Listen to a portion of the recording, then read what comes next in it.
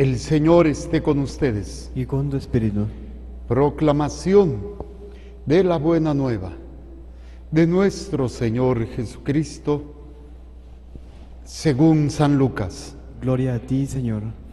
El mismo día de la resurrección iban dos de los discípulos hacia un pueblo llamado Emaús, situado a unos 11 kilómetros de Jerusalén, y comentaban todo lo que había sucedido. Mientras conversaban y discutían, Jesús se les acercó y comenzó a caminar con ellos. Pero los ojos de los judíos, de los dos discípulos, estaban velados y no lo reconocieron. Él les preguntó: ¿de qué cosa vienen hablando, tan llenos de tristeza? Uno de ellos, llamado Cleofás, le respondió: ¿eres tú el único forastero que no sabe lo que ha sucedido en estos días en Jerusalén? Él les preguntó: ¿qué cosa? Ellos le respondieron: lo de Jesús el Nazareno, que era un profeta poderoso en obras y palabras ante Dios y ante todo el pueblo. Cómo los sumos sacerdotes y nuestros jueces lo entregaron para que lo condenaran a muerte y lo crucificaron.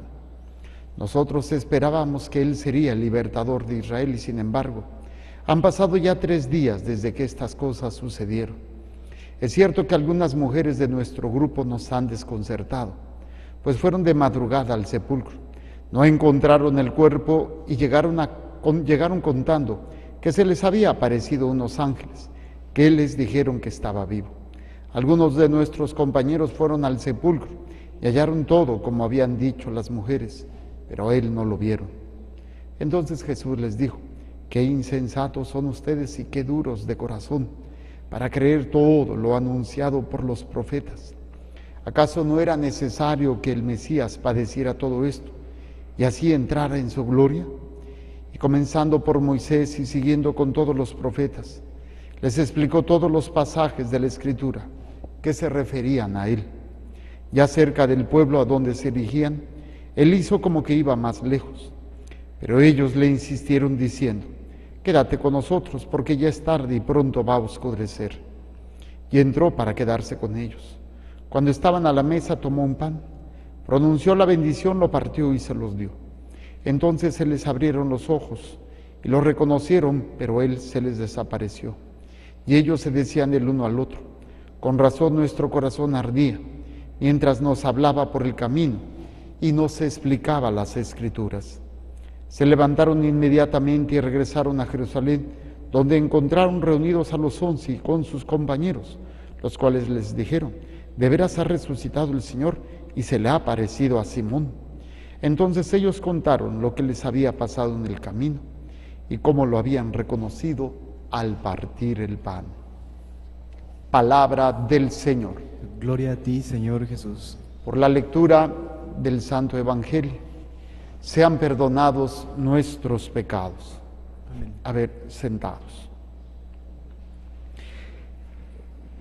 En la relación con Dios, como nuestra necesidad es grande y como nosotros no podemos solucionar toda nuestra vida ni ser autosuficientes en todos los ámbitos, siempre pues buscamos ayuda, buscamos y tenemos la necesidad de ser ayudados. Esto a nivel de una relación humana, llámese matrimonio, llámese amigos, llámese relaciones de hermanos, llámese incluso las relaciones en la iglesia. Nos acercamos muchas veces, no siempre, pero sí muchas veces, con necesidades, esperando que ser satisfechas esas necesidades, esas expectativas, esos vacíos o esas soluciones que buscamos a las cosas que nos pasan, que nos suceden. Y esto es interesante porque en ese ámbito, pues más de una vez nos hemos topado con la decepción de que o no cumplen las expectativas o ni siquiera entienden lo que estamos necesitando. Y es una situación muy común, no deja de ser dolorosa, pero que se da frecuentemente en todas las relaciones. Y esta situación se repite también en la relación que tenemos con Dios. Con Dios buscamos y nos presentamos ante Él. De alguna manera, porque lo hemos aprendido, nos lo han enseñado. Y no es que sea malo, pero la enseñanza ha sido incompleta. Nos han enseñado, incluso utilizando pasajes: pide y se les dará, busquen y encontrarán, toquen y se les abrirá. Y entonces mucha gente se acerca a Dios con su necesidad de frente. Lo primero que le presentamos a Dios es: mira, Señor, lo que me pasa. No es malo, pero de alguna manera vemos en las dos lecturas de ahora cómo se esperaba algo y no se dio lo que se esperaba, pero se dio muchísimo más. Y esto es lo que a veces nos cuesta trabajo entender y sobre todo tener la paciencia. En la primera lectura vemos cómo está este hombre enfermo que ya tiene pues bastantes años enfermo, que no puede, un lisiado de nacimiento. Y pues ya era un hombre, entonces estamos hablando mínimo de unos 20, 30 años. Y cuando entran a la puerta, al templo, Pedro y Juan, está pidiendo limosna. Lo que está pidiendo, lo que está esperando, la necesidad que él tiene es que le den limosna. Y entonces Pedro no le da nada de lo que él espera y le da otra cosa, mucho mejor. Y Pedro le dice: míranos. Y se quedó así como: ¿qué me vas a dar? ¿No? Así lo dice. Pedro le dijo: míranos. El hombre se quedó mirándolo en espera que le dieran algo. Pedro le dijo: no tengo ni oro ni plata, pero te voy a dar lo que tengo. En el nombre de Jesucristo, Nazareno, levántate y camina. Esto es bien interesante porque en las necesidades que nosotros tenemos no siempre son en el orden de prioridad que Dios quiere atender o que Dios sabe que te va a ayudar. Aquí obviamente es muy lógica, pues la recompensa se ve luego, ¿no? O sea, él esperaba dinero y el Señor a través de Pedro le dio la salud física, pues es muchísimo más. Pero es más complicado cuando pues no es algo palpable o visible. En el Evangelio es la clásica pasaje donde nos habla de estos discípulos de Emaús y cómo todo el pueblo junto con algunos de los discípulos lo mencionan porque iban tristes, iban con una situación de dolor. No reconocen a Jesús, pero Jesús camina con ellos. Y entonces se veía una tristeza en ellos. Hasta Jesús les pregunta: ¿de qué cosas vienen hablando tan llenos de tristeza? Y bueno, empieza ese diálogo en donde se deja ver la necesidad de ellos, ¿no? ¿Cuáles eran las expectativas? ¿Qué era lo que esperaban de Jesús, del Mesías, del Rey? Y dice: lo de Jesús el Nazareno, que era un profeta poderoso en obras y palabras, ante Dios y de todo el pueblo, como los sumos sacerdotes. Y nuestros jefes lo entregaron para que lo condenaran y lo crucificaron. Nosotros esperábamos que Él sería el libertador de Israel. Y no se dio. Obviamente lo que Jesús vino a dar es muchísimo más grande que una liberación de un pueblo oprimiendo al otro. Porque la verdadera liberación empieza en tu corazón, empieza en tu interior. Pero a veces nos limitamos a que cómo quisiera que el Señor me arreglara o solucionara lo externo. No, lo que Él viene es a liberarte tu interior. Esa situación que no te permite ver lo que tú eres, que no te permite entender que hay algo muchísimo más grande, que siempre va a haber necesidades materiales o temporales o personales a nivel de relaciones, siempre las vamos a tener.